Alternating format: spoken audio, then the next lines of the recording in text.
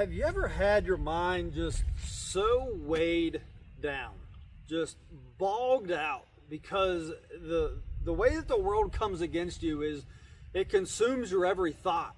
It makes you just feel so heavy, like you can't concentrate on anything. The things of tomorrow's worry, things that are sometimes completely out of your control, but yet you lose sleep and energy over it anyway. Hey, good morning, and welcome to this week's Lively Bible Encounter. It's all too often that we allow the world to decide who we are now. And because we decide to change who we are now, it also changes and affects who we're going to be tomorrow.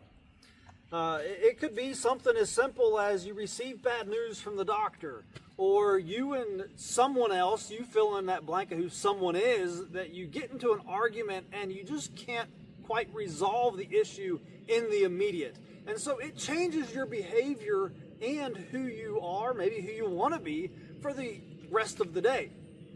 And whenever thinking on that, as I have come to the realization just how much time, if one can even fathom that, but how much time we exhaust, we waste on thinking about things that simply don't matter. And that's where Life Meets Bible this week is in what do we do with our downtime? The time that we could be spent on something so much more precious, something so much more needed in life to make us who we need and want to be, who God would have desired for us to be. And so I come to this thought in the book of Acts, chapter 17, verses 1 through 15. We find these three guys. We find Paul, Silas, and Timothy as they're traveling the coastline.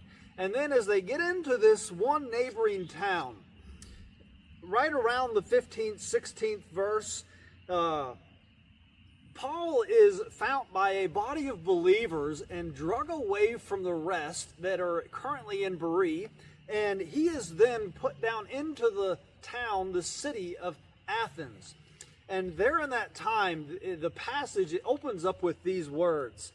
And it says, while Paul was waiting. And whenever I heard those words, I got a huge breath of fresh air. Like, this is what I need to do when I am waiting. Because whether it's bad news from the doctor, whether it's going through an argument or waiting for the test results from a grade, college, high school, whatever it might be, whenever we're waiting these things and just simply waiting, what do we do with our downtime?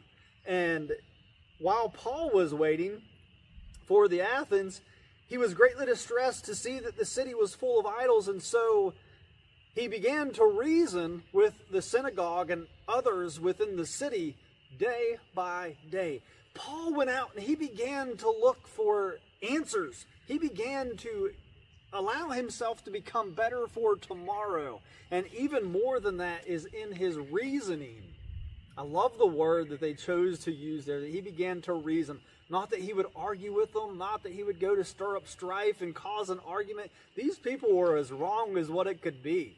As far as Christianity and becoming Christ-like is they couldn't have been any more wrong. And they began to make all of these idols and go out on their own and have their own religion.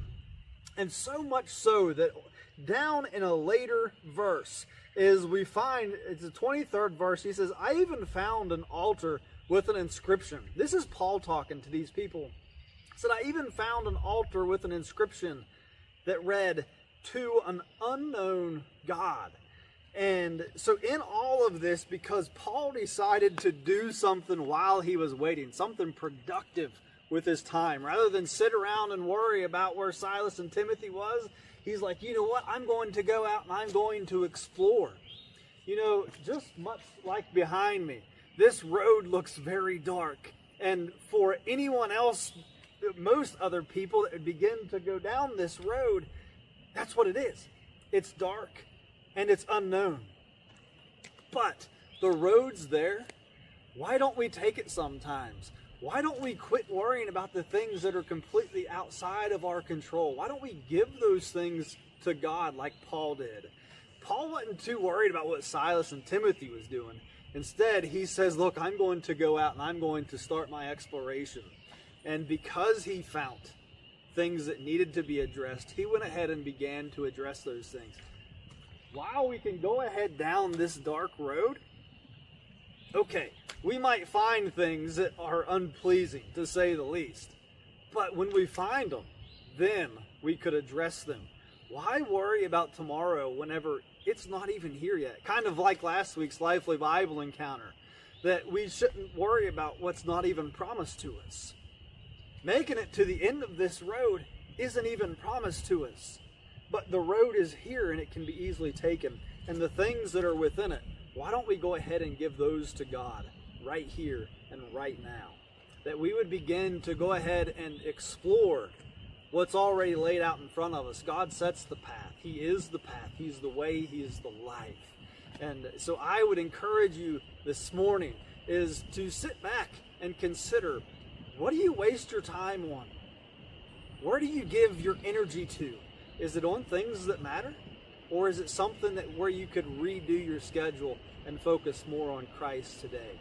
If you have a problem that you've been worrying about for a long time and you just simply can't give it up, why don't you drop me a comment, leave me a message, let me pray for you this morning. And maybe you're like, my life is great today. Maybe tomorrow it'll change. Come back tomorrow, leave me a message. And even more than that is maybe this message wasn't for you, but maybe it's for somebody that you know. Maybe it's somebody in your Facebook inquiry. So why don't you go ahead, hit that like so that we know that you're with us, hit the share so that somebody else can get what God has for them this morning.